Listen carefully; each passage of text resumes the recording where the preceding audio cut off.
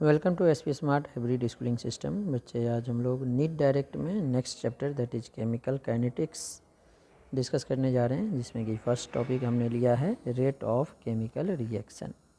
इसमें first question हमने लिया है, क्वेश्चन है for A reaction 3A gives 2B, 3A से 2B बन रहा है। Average rate of appearance of B is given by del B by del T। Appearance है तो पॉजिटिव होगा। The correct relation between average rate of appearance of B with average rate of disappearance of A, मतलब ये simple formula पूछा है।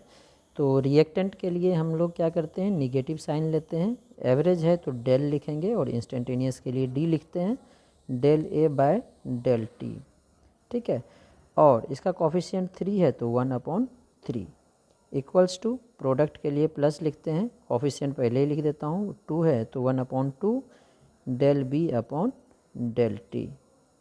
हमें question में क्या पूछा गया है, del B upon del T की value. Del B upon del T की वैल्यू क्या होगी, इस 2 को इधर कर देंगे तो इस 2 को इधर कर दिया तो del B upon del T का वैल्यू आ जाएगा -2/3 del A upon del T equals to del B upon del T. तो ये हमारा ऑप्शन आ जाएगा -2/3 del A upon del T A part में, तो ए पार्ट करेक्ट होगा। अब इसी टाइप का क्वेश्चन है रेट ऑफ रिएक्शन का ही, न्यूमेरिकल बेस्ड है, वैल्यू दिया हुआ है, न्यूमेरिकल सॉल्व करना है। रिएक्शन हमें दिया हुआ है rate of formation of C, rate of formation of C. अच्छा देखो, जो रेट ऑफ रिएक्शन बोलते हैं उसमें कॉफिशिएंट लेना है, जैसे इसमें लिया था, लेकिन जब rate of formation of B था या rate of appearance of B था तो del B by del T बोलते हैं, उसमें कॉफिशिएंट को कंसिडर नहीं करते हैं। तो इसके लिए rate of formation of C मतलब D C upon D T का वैल्यू दिया हुआ है। The rate of disappearance of A मतलब -dA/dt का वैल्यू दिया हुआ है। The rate of reaction and amount of B consumed in interval of 10 second respectively. 10 second के इंटरवल में जो कंज्यूम होगा वो पूछा गया है। तो सबसे पहले इसमें रेट का फॉर्मूला लिखते हैं, रेट ऑफ रिएक्शन का। कॉफिशिएंट 4 है तो -1/4 dA/dt इक्वल्स टू, ये भी रिएक्टेंट है तो -1/3 dB/dt equals to +1/6 dC/dt equals to +1/9 dd/dt। अब rate of formation of C भी दिया है और डिसअपियरेंस ऑफ ए भी दिया है, दोनों में से किसी एक को कंसीडर करेंगे तो हम लोग रेट ऑफ रिएक्शन आ जाएगा। सी को ही कंसीडर करते हैं। सी का वैल्यू कितना दिया है, फॉर्मेशन, तो dC/dt का वैल्यू दिया है 6 × 10⁻²। तो रेट क्या हो जाएगा, +1/6 × 6 × 10⁻², तो 6 कैंसिल हो जाएगा, 10⁻²। यूनिट क्या दिया है, मोल पर लीटर पर सेकेंड, मोल पर लीटर पर सेकेंड आ जाएगा। ए से भी वैल्यू पुट करते हैं 4 × 10⁻², यहाँ पे 4 × 10⁻² पुट करते हैं, 4 कैंसिल, 10⁻² ही आता। तो आपको कन्फ्यूज करने के लिए 2 डाटा दे दिया है, तो ये ध्यान रखना, किसी एक डाटा का यूज करके हम लोग निकाल सकते हैं। तो rate of reaction and amount of B consumed in interval of 10 second. तो रेट ऑफ रिएक्शन 10 सेकेंड के बाद हम लोग पहले निकाल लेते हैं, फिर हम लोग कंज्यूमशन निकालते हैं। तो रेट ऑफ रिएक्शन निकालने के लिए हमने सी और ए किसी का भी यूज कर सकते हैं, जिसमें हमने सी का यूज करके निकाल लिया 10⁻²। तो फर्स्ट 10 × 10⁻², ये तो इनकरेक्ट है, बी पार्ट हो सकता है। ठीक है अब है next rate of consumption of be in 10 second. तो बी का कंज्यूमशन का रेट क्या होगा, -dB/dt। ये क्या होगा, 3 को इधर कर लो, -3 × R। ठीक है, तो ये क्या हो गया, -3, R की वैल्यू 10⁻² मोल पर लीटर पर सेकेंड। अब ये 10 सेकेंड में पूछा है तो टाइम का वैल्यू पुट कर दो, तो -3 × 10⁻², 10 सेकेंड से मल्टीप्लाई कर दो, मोल पर लीटर, यही हो जाएगा क्योंकि सेकेंड और सेकेंड कैंसिल हो जाएगा, तो 10 से मल्टीप्लाई कर देंगे तो -3 × 10⁻⁻1 हो जाएगा मोल पर लीटर। तो अब इसका ऑप्शन आप देखो, -3 × 10⁻⁻1 30 के फॉर्म में दिया है तो 30 लिखे हैं, तो क्या हो जाएगा 30 10⁻²। तो बी पार्ट ही है, तो इसका बी पार्ट करेक्ट होगा। नेक्स्ट क्वेश्चन नंबर 3 देखते हैं। क्वेश्चन नंबर 3 है फॉर द रिएक्शन, सिंपल है, रेट ऑफ रिएक्शन का करेक्ट ऑप्शन तो डी, इसके लिए अगर रिएक्शन लिखेंगे, ये देखो डी के टर्म में लिखा है, डी का टर्म मतलब इंस्टेंटेनियस है, तो minus dN2 upon dt equal हो जाएगा -1/3 dH2 upon dt equals to product है तो प्लस 1/2 dNH3 अपॉन dt। अब देख लो कौन सा ऑप्शन हमारा मैच कर रहा है, तो -1/3 dH2/dt -1/2 नहीं प्लस होगा, dN2/dt इक्वल्स टू 2 नहीं 1/2 होगा, माइनस dN2/dt हाफ dNH3/dt, एकदम सही है, सी पार्ट करेक्ट होगा। नेक्स्ट क्वेश्चन नंबर 4, ये भी न्यूमेरिकल बेस्ड क्वेश्चन है रेट ऑफ रिएक्शन का। Rate constant of reaction A to B, integrated rate का दे दिया, चलो दे दिया है तो सॉल्व कर लेते हैं। के का वैल्यू दिया है रेट कांस्टेंट का 0.6 इंटू 10⁻³ मोल पर सेकेंड, मोल पर सेकेंड, ठीक है। The concentration of A is 5, A का कंसंट्रेशन दिया है 5 मोलर में। The concentration of B after 20 minute, B का कंसंट्रेशन पूछा है 20 मिनट में क्या होगा, मतलब टाइम जो है 20 मिनट दिया हुआ है। तो ये हमने पहले ही बोला इंटीग्रेटेड रेट का क्वेश्चन है, तो सबसे पहले इसमें ऑर्डर बताना पड़ेगा, तो ऑर्डर ऑफ रिएक्शन इसका 0 होगा। क्यों? क्योंकि जो ऑर्डर ऑफ रिएक्शन का यूनिट होता है ये होता है मोल पर लीटर का power 1 minus order of reaction पर सेकेंड। तो पर सेकेंड तो है, यहाँ पे अगर ऑर्डर ऑफ रिएक्शन 0 पुट करेंगे तभी मोल आएगा, मोल अदर 1 पुट करेंगे तो 1, किसी भी चीज़ का पावर 0 तो 1 हो जाएगा, ठीक है। तो मोल पर सेकंड दिया है, मतलब मोल कब आएगा, मोल का पावर 1 कब आएगा, जब ऑर्डर ऑफ रिएक्शन 0 आएगा, तो इसीलिए ऑर्डर हमने 0 लिया। अब 0 ऑर्डर रिएक्शन के लिए बच्चे हमने जो इक्वेशन पढ़ा है वो पढ़ा है A0 minus A equals to KT, ठीक है। तो A0 होता है इनिशियल कंसंट्रेशन, A का इनिशियल कंसंट्रेशन हमें दिया हुआ है, A0 की वैल्यू दिया है 5 मोलर, A हमें निकालना है, K की वैल्यू हमें दिया हुआ है और टाइम हमें दिया है 20 मिनट। तो A0 माइनस A कितना हो जाएगा, KT की वैल्यू कितनी है, K की वैल्यू है हमारे पास 0.6 इंटू 10⁻³ मोल पर सेकेंड और टाइम है 20 मिनट, तो सेकेंड में क्या हो जाएगा 20 इंटू 60। तो अब इसे मल्टीप्लाई कर देते हैं, 1200 इंटू 6 बचा के 72, तो 1272 हो गया, 7200 हो गया, एक पॉइंट है तो 720 हो गया इंटू 10⁻³ मतलब अब ये इधर कर देते हैं तो 0.72 मोलर।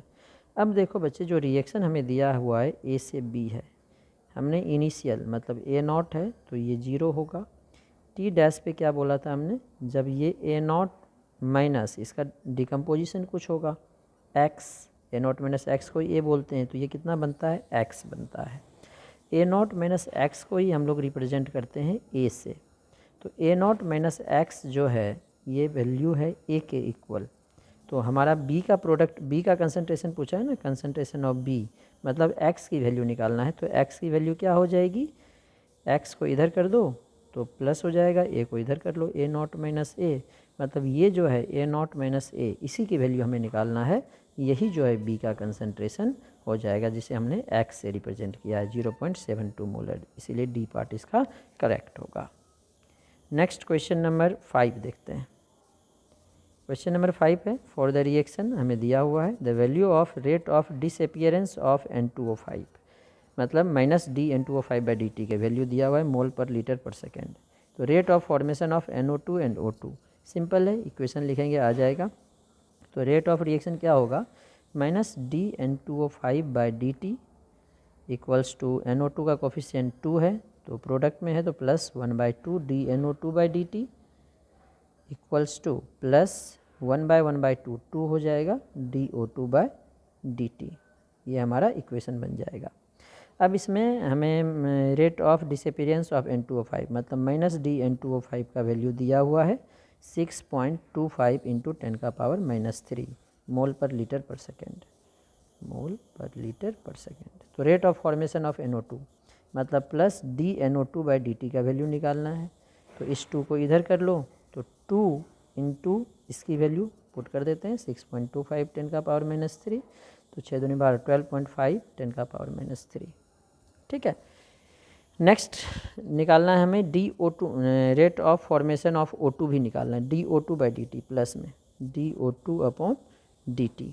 ठीक है, तो DO2/dt क्या होगा, इस 2 को इधर करेंगे तो डिवाइड में आ जाएगा और इसकी वैल्यू पुट कर दिया 6.25 10⁻³ तो 2 से डिवाइड करेंगे 3.125 10⁻³ तो ये वाला ऑप्शन ये तो गलत हो गया, 1.25 सही आ रहा है, 3.125 तो बी पार्ट इसका करेक्ट होगा।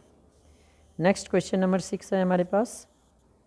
क्वेश्चन नंबर 6 में क्या दिया हुआ है, रिएक्शन दिया हुआ है और DNH3/dt का वैल्यू दिया हुआ है, value of -DH2/dt। Similar question है तो पहले रेट लिखो, -DN2/dt -1/3 होगा क्योंकि कॉफिशिएंट है और रिएक्टेंट में है तो माइनस, कॉफिशिएंट 3 है तो 1/3 DH2/dt, NH3 प्लस में है तो प्लस, कॉफिशिएंट 2 है DNH3/dt, यही होगा DNH3/dt। अब यहाँ पे DNH3/dt का वैल्यू दिया है 2 × 10⁻⁻4 मोल पर लीटर पर सेकेंड, तो हमें निकालना है -DH2/dt।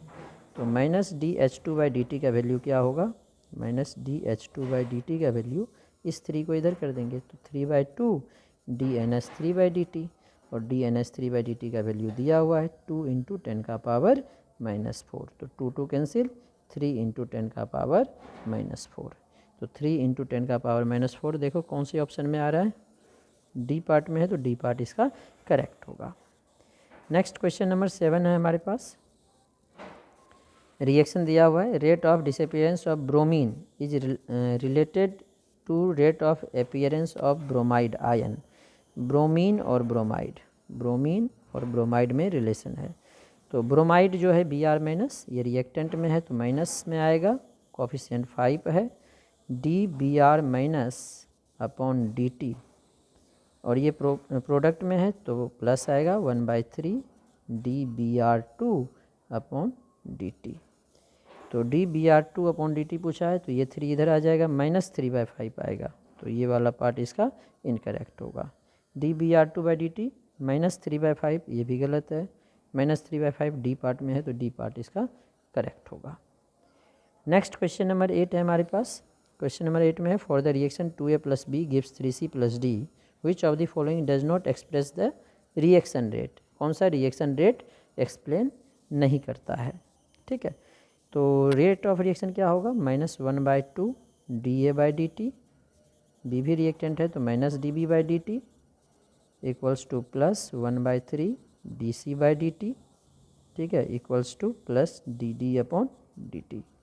तो -dB/dt कर रहा है, dD/dt कर रहा है प्लस में, -1/2 dA/dt कर रहा है, -1/3 dC/dt नहीं +1/3 है तो ये इनकरेक्ट है, तो हमें इनकरेक्ट ही पूछा है, कौन एक्सप्रेस नहीं कर रहा है। ठीक है, अब नेक्स्ट क्वेश्चन नंबर 9 देखते हैं हम लोग। क्वेश्चन नंबर 9 इस साइड है। कंसिडर द रिएक्शन, रिएक्शन हमें दिया हुआ है, इक्वल रिलेशनशिप DNH3/dt, ये ऊपर हमने देखा था, रेट ऑफ रिएक्शन निकाल के कर सकते हैं, सेम क्वेश्चन है। dB/dt ये भी सेम क्वेश्चन है 10। In the following how is the rate of appearance of underline product related to the rate of disappearance Br- और Br2, अभी हमने डिस्कस किया था, सेम क्वेश्चन है, क्वेश्चन नंबर 7 जो वाला। क्वेश्चन नंबर 12 से जो है factors affecting rate of reaction का आ गया, तो factors affecting rate of reaction में देखते हैं, सबसे पहला है correct option for the rate law that correspond to overall first order reaction. तो अगर हमारे पास रिएक्शन दिया है, मान लो A + B से प्रोडक्ट बन रहा है, तो रेट लॉ एक्सप्रेशन हम लोग लिखते हैं, रेट लॉ एक्सप्रेशन कैसे लिखते हैं, rate of reaction equals to rate constant into reactant का पावर x, जितने भी है रिएक्टेंट का पावर x y या अल्फ़ा बीटा जैसे भी लिखो, रिएक्टेंट का पावर, और ये जो पावर होता है यही ऑर्डर ऑफ रिएक्शन होता है। ठीक है, तो रेट लॉ एक्सप्रेशन होगा relation between rate of reaction and concentration of reactant. ठीक है ना, जो इसको हम लोग लिखते हैं rate of reaction directly proportional to concentration of reactant A B जो भी है पावर ऑर्डर ऑफ रिएक्शन, उसी तरह B का पावर ऑर्डर ऑफ रिएक्शन, तो इसी से ये डिराइव होता है। तो ऑर्डर ऑफ रिएक्शन क्या होगा, सबको ऐड कर दो, x + y को बोलेंगे ऑर्डर ऑफ रिएक्शन। तो first order half plus two कितना हो गया 2.5, तो ये तो होगा नहीं। ठीक है, यहाँ पे देखो -1/2 और 3/2, तो 2 LCM -1 + 3 2/2 1, यही हो जाएगा, बी पार्ट करेक्ट होगा इसका। ठीक है, इधर देखो 0 + 2 2 होगा, 1 + 1 2 होगा, तो बी पार्ट करेक्ट होगा। क्वेश्चन नंबर 3 है, for a certain reaction the rate दिया हुआ है, the initial concentration of A is triple, A का कंसनट्रेशन ट्रिपल कर दिया, keeping concentration of B constant, तो इनिशियल रेट क्या होगा। तो 13 में देखो रेट हमारा दिया है कि ए का पावर 2, ए का ऑर्डर 2 है, बी का ऑर्डर 1 है। अब जो नया रेट होगा उसमें क्या बोल रहा है, ए को ट्रिपल कर दिया, 3a का स्क्वायर, बी में कोई चेंज नहीं किया, तो 3 का स्क्वायर 9 के ए का पावर 2 इंटू बी, तो 9, इसकी वैल्यू देखो r थी, तो 9 टाइम्स हो जाएगा r डैश, तो 9 टाइम्स r डैश देखो सी पार्ट में इंक्रीज बाय फैक्टर ऑफ 9। इसके बाद जो 13 नंबर क्वेश्चन है, ये मैकेनिज्म बेस्ड क्वेश्चन है, मैकेनिज्म ऑफ हाइपोथेटिकल रिएक्शन दिया हुआ है given below, fast slow fast. ठीक है, तो हमें पूछा गया है ऑर्डर ऑफ रिएक्शन क्या होगा।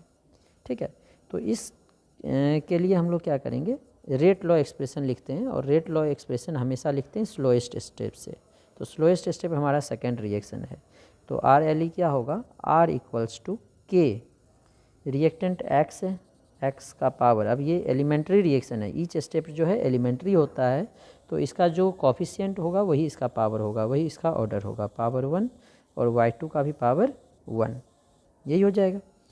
तो अब देखो हमें रिएक्टेंट में x2 है और y2 है, तो x2 तो नहीं आया, y2 आ गया, अब x को x2 में कन्वर्ट करना है, तो x को x2 में कन्वर्ट करने के लिए फर्स्ट रिएक्शन है, तो इसमें 11th वाला लॉ ऑफ मास एक्शन लगा दो, x2 क्या दे रहा है, x + x 2x लिख देता हूँ, तो यहाँ से इसका अगर हमने k मान लिया तो इसको k1 मान लेते हैं, तो k1 का वैल्यू क्या हो जाएगा, इसको हमने k1 मान लिया, तो x कॉफिशिएंट पावर में लॉ ऑफ मास एक्शन से जैसे इक्विलिब्रियम कांस्टेंट लिखते हैं अपॉन x2, प्रोडक्ट को ऊपर लिखते हैं raise to the power of coefficient, upon reactant को नीचे लिखते हैं raise to the power of coefficient, तो x2 की वैल्यू क्या आ गई, k1 × x2।